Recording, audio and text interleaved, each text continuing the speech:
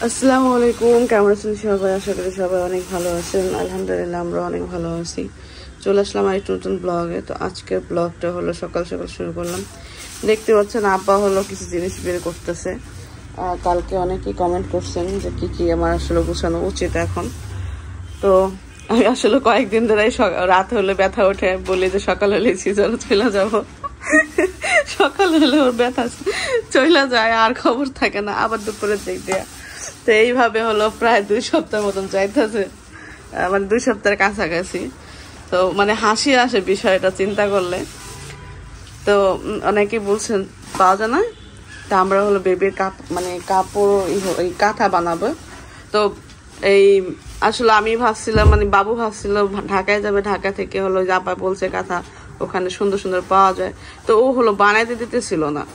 তো ও ঢাকায় যাবে এটা চিন্তা করে তারপরে ওর ইচ্ছা ও নতুন নকশি কাঁথা কিনে আনবে। আমি কিছু বললে আবার যদি ওর ভালো না লাগে যে পুরান জিনিস দায়ী করবো। তো ও মনে করেন এখন মনে করেন যাইতে পারতেছে না, কারণ বৃষ্টির কারণে।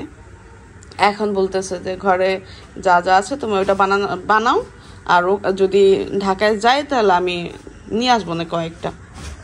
তো সে তো আর যাইতে পারতেছে না বৃষ্টির কারণে, আর বৃষ্টি আরো 5 দিন হবে। আর এদিক দিয়ে আপাও হলো মিশিং এর কাজ পারে, সাবিনাপু কাজ পারে, আর মোটামুটি বাবু শিলির কাজ পারে। কোনো ড্রেস বানাইতে পারে না, বাট শিলি পারে। তো এইখানে হলো একটা কালো চাদর নেওয়া হয়েছে। এই চাদরটা হলো আমার বড় আপু হলো আমাকে দিছিল। তো এইটা হলো একটু মোটার মধ্যে আছে। আমার মনে হয় কাপা এটার মধ্যে তোমার কোনো কাপড় না দিলেও চলে, কারণ অনেক মোটা। কিন্তু তুমি এটার সাইজ মতো কাইটা শুধু সাইড সিলিতে নাও। হ্যাঁ 4-5টা, হ্যাঁ 4-5টা সিলাই করে দেবো, কারণ এটা অনেক মোটা। এটা যদি কাঁথা সিলাইতে যাও, যদি ধরো একটা কিছু দিতে যাও, তারপর এটা শুকাতে অনেক সময় লেগে দেবো। আর যে বৃষ্টির দিন পাইলাও না না অন্যটার মধ্যে আছে। তা আমি হলো কাপড় কাটার কেচি খুঁজতেছি, আমার বাসায় আছে, কিন্তু ওইটা এখন কই আছে কই খুঁজে পাইতেছি না। তো এটা তো রান্নাঘরের কেচি, এটা তো কাটা যাবে ইচ্ছে করলে। দেখো ট্রাই করে, এটা তো পারো নি। তো এখানে কয়েকটা ওড়না নেওয়া হয়েছে। আবার অনেক একটা আপু বলছিল বাবুর লঙ্গি দিয়া যত আমি কিছু কাঁথা বানাই। তো বাবুর লঙ্গি 2টা, বেশি লঙ্গি নাই। তো এই কালো এই লঙ্গিটা আছে। তো ভাবলাম এই কালো এই লঙ্গিটাই হলো কাইটা ফেলাই। অবশ্য জানে না লঙ্গি কাটা হইতেছে। লঙ্গি খাতাম, হ্যাঁ কেটে লাও। আল্লাহ বেচারা লঙ্গি, এটা ফিতায় ঘুমাই আছে, উঠলে এটা তো বাইন্দা দিম না, তাহলে বুঝতে দেবার লঙ্গির কেরামতি হয়ে গেছে। আল্লাহ, এটা অবশ্য যে কমেন্ট করছেন তার জন্য বাবুর সুতির লঙ্গি কাইটটা যাতে বেবির জন্য কিছু একটা তৈরি করি, মানে কাঁথা বানাই। অবশ্য যে বলছেন এটা তো সে বলছে নেই, আর আমারও অনেক আগে থেকে ইচ্ছা ছিল যে এরকম কিছু একটা করার। লুঙ্গি কাটটা লুঙ্গি কিন্তু খুব সফট থাকে না, অনেক সফট। আবার এই কাপড়টা খুব সফট, এটা কিন্তু অনেক মোটা, আর ওইটা অনেক সফট। তো আজকে যেহেতু লুঙ্গি কাইটে লাগছে, লুঙ্গি কিনতে পারাই দেব। আবার বাড়িতে মেহমান আসলে লুঙ্গি প্রয়োজন পড়ে।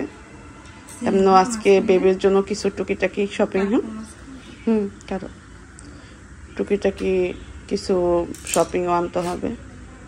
কাটবা না এমনি থাকবো শিলি জ্বালাবে?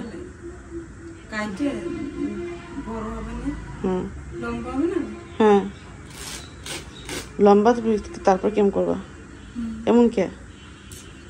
এটা কি ওই যে এইটা পাটটা না, এক সাইড দিয়ে করে ওটা ফালাই দিও। তো মেশিন তো আমাদের বাসা নাই, হইব না। তুমি যেমন এইটা কাটো দাও, আমি ধরি, হয় এমনি কাটতে হইব। আমাদের বাসায় তো মেশিন নাই, সাবিনাপুর বাসায় আছে। কালকে ফোন দিলাম ঠিকঠাক আছে কিনা, বললো যে হ্যাঁ। পাপা বলতেছে তাহলে আমি যাইয়া এগুলো সেলাই নিয়ে আসি।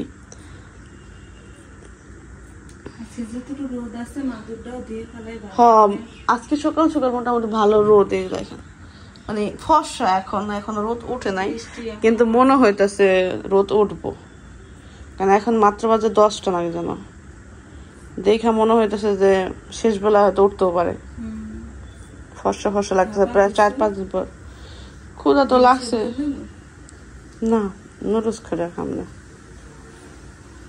মাংস নাই ও সেমাই তো আছে সেমাই খেলে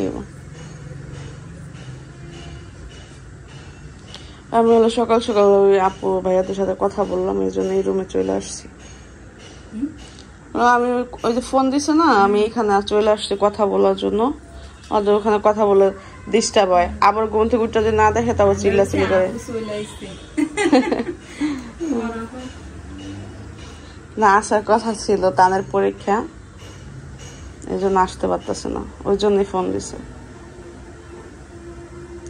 বড় আপু আর আগে থেকে বলতেছে আসবে আসবে তানের পরীক্ষাটা শেষ হইতেছে না তো এই জন্য আসতে পারতেছে না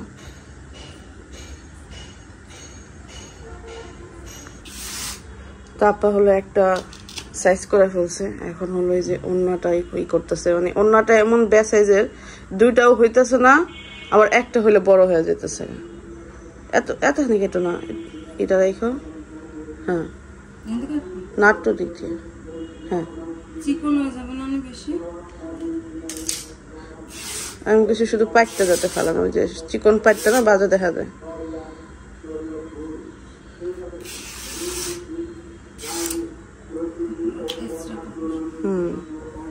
নরম অনেক দেখো কতটুকু হয়েছে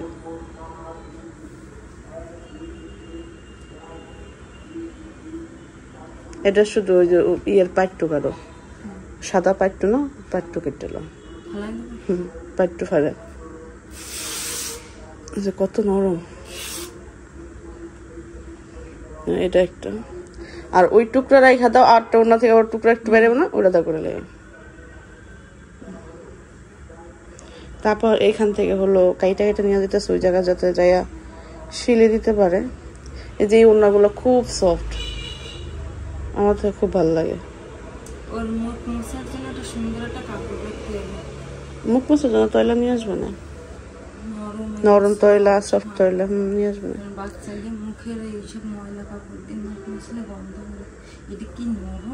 হ্যাঁ অনেক নরম এটা আমার তানজিলা আমার গিফট করছিল ওই যে ইসলাম মতন জামা হয়ে গেছে ছিঁড়ে গেছে মানে এত নরম ছিল কয়েকদিন পরছি মতো জামা ছিঁড়ে গেছে সেলোয়ার আর ওড়নাটা রয়ে গেছে আর এটা আমি ফালাই নাই আর আমার সেলোয়ার ওড়না নষ্ট হইলে আমি সবই করে দিই মানে ময়লা করে আলাই ময়লা মোছার জন্য দিয়া দিই কিন্তু এই ওড়নাটা দিই নাই কারণ অনেক সফট ছিল চুল মোছার জন্য কাজে লাগতো হ্যাঁ করো ওটার মতো সাইজ রাখো ওটা কতটুকু রাখছো অতটুকু রাইখা তারপরে ছিল চিকন ই করে রাখি লাইছো ততটুকুই আর একটু বড় রাখলে তো এটা দাঁড়টা দিতে হবে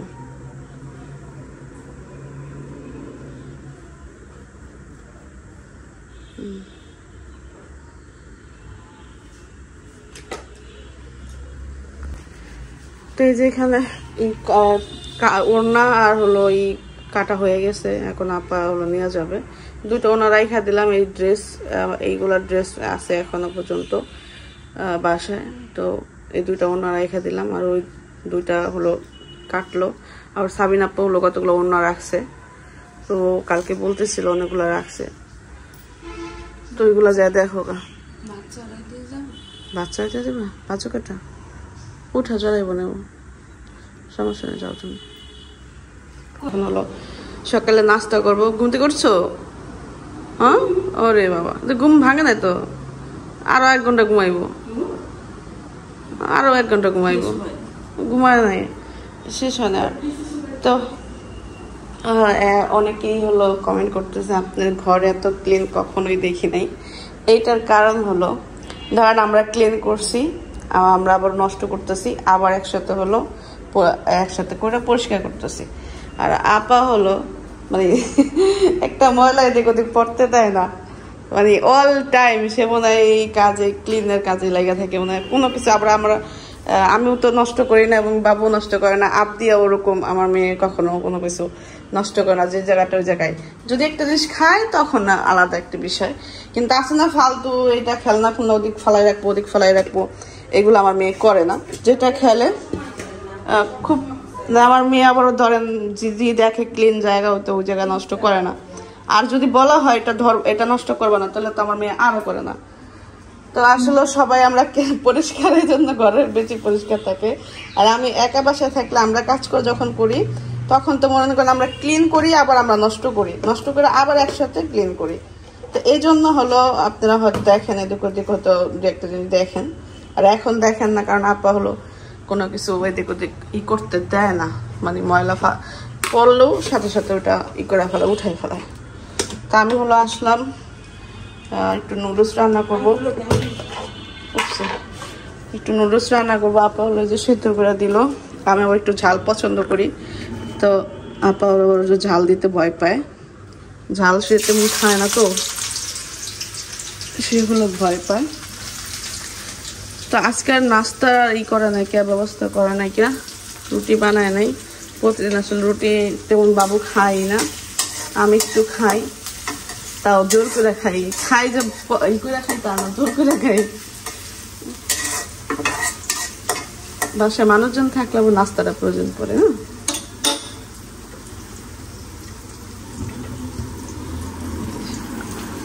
এটা অনেকে এতটুকু কচুরমুখী এভরি কিনে আনছে, তো এটা তো ভর্তিই করে আলাম যায় আমাদের অনেকগুলা।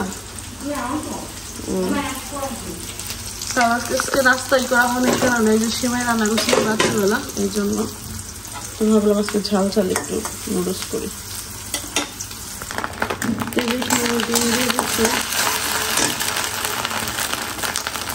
একটু গোলমরিচের গুঁড়ো, আমার এটা আসলে দিলে একটা ঘ্রাণ আছে, আমার কাছে খুবই ভালো লাগে। সামান্য পরিমাণ দিই, এখন একটু সয়া সস দেব।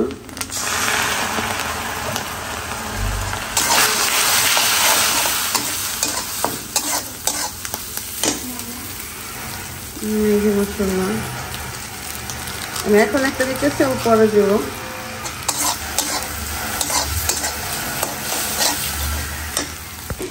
যাও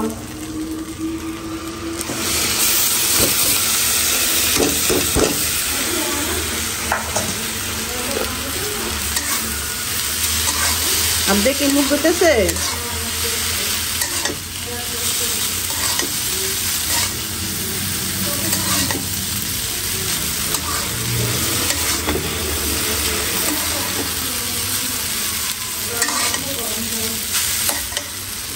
যাও তাহলে আমি বাজার করে নিয়ে আসলে আমি ফোন দিব না, চলে আইসো। হ্যাঁ হ্যাঁ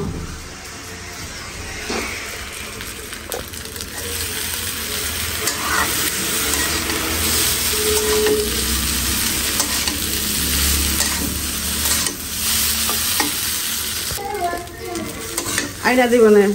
তো আব্দে হলো ব্রাশ করতে গেছে, পেস্ট শেষ হয়ে গেছে, সেই কারণে মেয়ের হলো মন খারাপ যে পড়তেছে না পেস্ট পড়তেছে না। সে প্লেট রেডি করতেছে, এটার মধ্যে খাবে। আম্মুর জন্য একটা প্লেট দাও।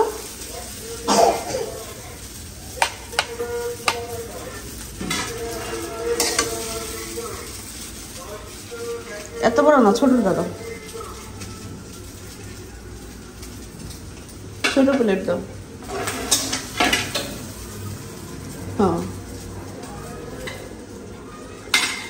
আস্তে একটা চামচ দাও।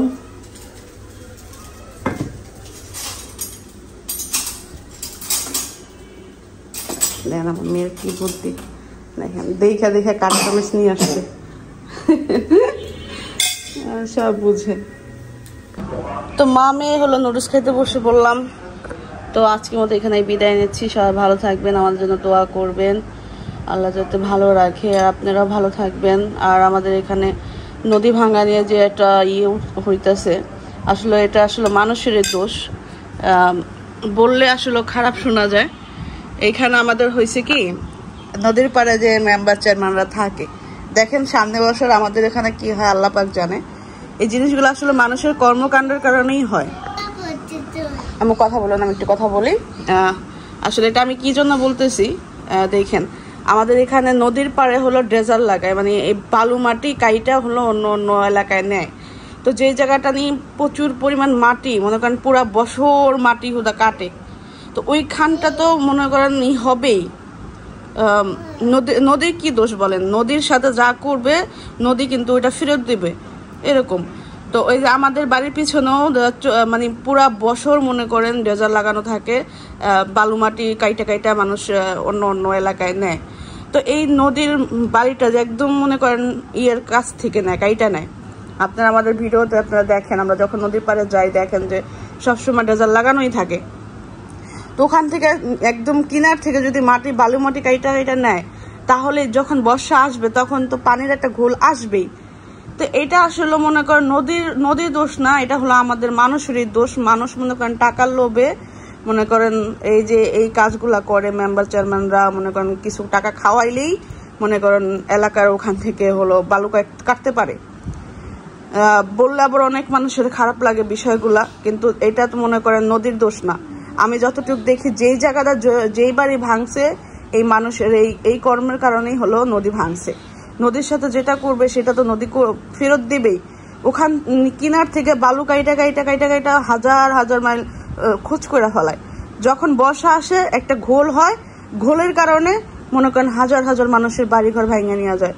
এইটা হলো একটা। আরেকটা হলো অতিরিক্ত পানি বা অতিরিক্ত ঢেউ ঘোল আইসা ঘর বাড়ি ভাঙিয়ে নেওয়া যায়। এখন যেটা ভাঙতেছে এগুলা মনে করেন আমাদের মানুষের কর্মের কারণেই আমাদের এরকম হইতেছে। আমাদের এলাকা যে কয় বাড়ি ভাঙছে আমাদের নিজেদের কর্মের কারণেই এরকম হয়েছে। তারপরে যাই হোক, যেটা মানুষ করছে তো করছি, এখন আল্লাহ পাকের কাছে দোয়া করবেন আপনারা, যাতে এখন যে ক্ষতিগুলো হইতেছে এই ক্ষতিটা যাতে আর না হয়, বন্ধ হয়ে যায়। আজকে মাশাআল্লাহ রোদ উঠছে, বৃষ্টি নাই, বৃষ্টি আসলে বড় নদী ভাঙাটা বেশি হয়। তো সবাই দোয়া করবেন যাতে নদী ভাঙাটা বন্ধ হয়ে যায়, কারণ মানুষের অনেক ক্ষতি হইতেছে। বাবু কালকে যায় ওখানে যায় এই করে আসছে, আর জ্বরও চলে আসছে, বৃষ্টিতে ভিজা ভিজা ওইদিকে গেছে। তো সবাই দোয়া করবেন এই জিনিসটা নিয়ে। আসলে আমরাও অনেক আছি, কারণ আমাদের বাসাও কিন্তু নদীর কিনারে, আমাদের বাসার সামনেও কিন্তু ড্রেজার লাগানো, প্রচুর পরিমাণ হয়ে গেছে গা। আর যা আনি দিছিল বেড়িবাঁধের জন্য সেগুলোও তলায় গেছে গা। তো সবাই দোয়া করবেন যাতে আমাদের এদিকে না হয়। আমাদের বাড়ির রেখা অনেক দূরে, এইটা হলো 0 পয়েন্টে হইতেছে, যে ভাঙাটা হইতেছে। যারা আমাদের আশেপাশে আছেন তারা 0 পয়েন্ট বুঝবেন। আর এছাড়া যারা বাইরের কান্ট্রিতে বা দূরে যারা আছেন, আমাদের মাঝিরঘাটের 0 পয়েন্ট আর আমাদের বাড়ির রেখা প্রায় আধা ঘন্টা দূর, অনেক দূরে আছে। আধা ঘন্টা লাগে আমাদের ঘাটে থেকে যাইতে। তো এই হলো বিষয়। ঝাল লাগছে তো অনেক মানুষের ক্ষতি হইতেছে, সবাই দোয়া করবেন। আর আমি তো অসুস্থ, আমি তো যাইতেও পারি না, বা একটা জিনিস দেখা কাউকে একটু সাহায্য করবো ওই অবস্থাটাও নাই। তারপর বাবু যাইতেছে, তারপর আর বন্ধু বান্ধব সবাই মিলা ওদিকে দেখতেছে, কোনো কিছু প্রয়োজন পড়লে ওইটাও তারা সবাই মিলা দেয়, একা বাবু দেয় না, উনি সবাই মিলা হয় না এলাকা ভিত্তিক এইগুলা খুব সাহায্য করে। তো সবাই দোয়া করবেন। তো আজকের মতো এখানে বিদায় নিচ্ছি, আল্লাহ হাফেজ। পানি খাচ্ছ তুমি? আস্তে।